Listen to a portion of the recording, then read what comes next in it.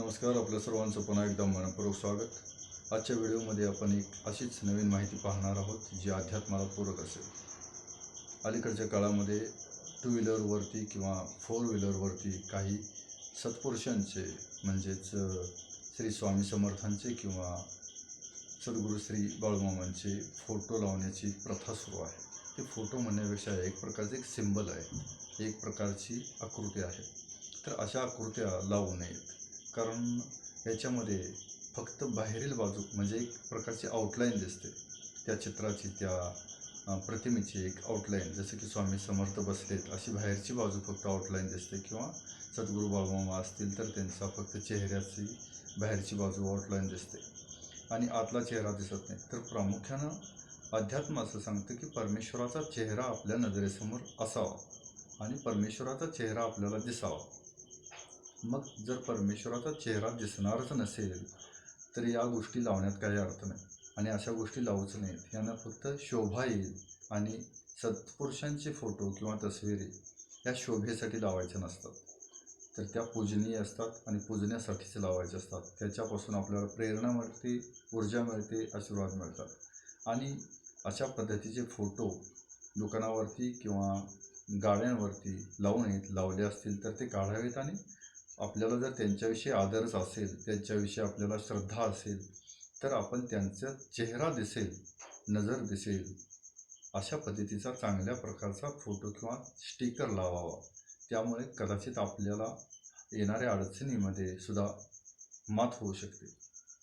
अध्यात्म असं सांगतं की परमेश्वराचा चेहरा समोर असल्यामुळं आपल्या येणाऱ्या अडचणी ज्या आहेत त्या निघून जातील आणि आपण नेमकं याच्या उलटं करतो आहे. परमेश्वराचा चेहराच झाकून टाकतो आहे आणि पूर्णतः काळ्या आकृतीमध्ये असणारी परमेश्वराची ती तस्वीर किंवा ती स्टिकरने केलेला एक प्रकारचा लोगो हा आपण गाड्यांवरती किंवा दुकानांवरती लावतो. आणि त्याचबरोबर फक्त काही ठिकाणी आता सद्गुरू बाळूमामांचे जे फोटो असतील तर तिथं फक्त एक शब्द लिहिलेला आढळतो, मालक. तर मालक लिहा तुम्हाला, आम्हाला त्याच्याविषयी काही दुमत नाही, परंतु मालक हे आपण बऱ्याचदा आपल्या शेठजींना, आपल्या बॉसना किंवा घरच्या कर्त्या पुरुषाला सुद्धा आपण मालक म्हणतो. तर हे जगाचे मालक आहेत, परंतु तत्पूर्वी यांना ही पदवी आपण आत्ता बहाल केलेली आहे. त्या अगोदर काही सत्पुरुषांनी, काही विद्वान लोकांनी, काही पंडितांनी, काही चांगल्या विचारधारणेच्या लोकांनी त्यांना मामाश्री किंवा सद्गुरू ही पदवी दिलेली आहे. तर आपण त्या पदव्यांचा, त्या नावांचा वापर केलेला जास्त फायदेशीर ठरू शकतो. काही ठिकाणी फक्त समर्थ असं दिसतं, काही ठिकाणी स्वामी दिसतं. स्वामीही योग्य आहे, स्वामीही चारही बाजूने योग्य आहे, त्याला कुठेही अपवाद नाही. परंतु समर्थ म्हणणे हे कदाचित चुकीचं ठरू शकतं.